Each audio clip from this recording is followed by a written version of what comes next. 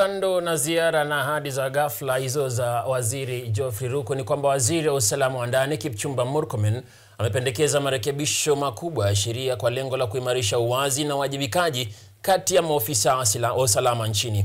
Haya yanajiri kufuatia wasiwasi unaozidi kukua kuhusu madai ya ukiukaji wa haki za kibinadamu kutoka kwa maafisa wa huduma ya wanyamapori KWS na wale wa huduma ya misitu KFS.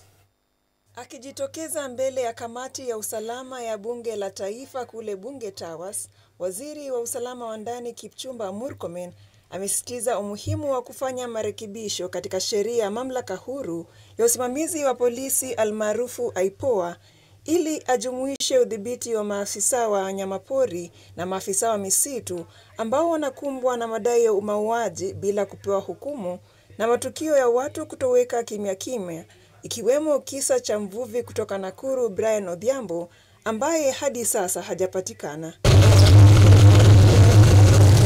Murkomen alisitiza kuwa maafisa wa akiba ambao huendeshwa chini ya amri ya huduma ya polisi nchini wanastahili kuwa chini ya udhibiti wa IPOA ili kuhakikisha uwiano wa wajibikaji kwa vikosi vyote vyenye silaha.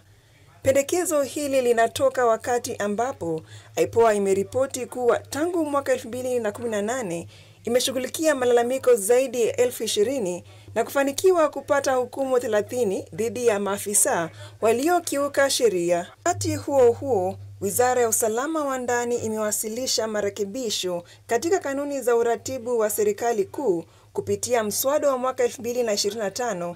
Mswada huo unalenga kubainisha majukumu ya wazee wa mtaa kama viongozi wa mashinani.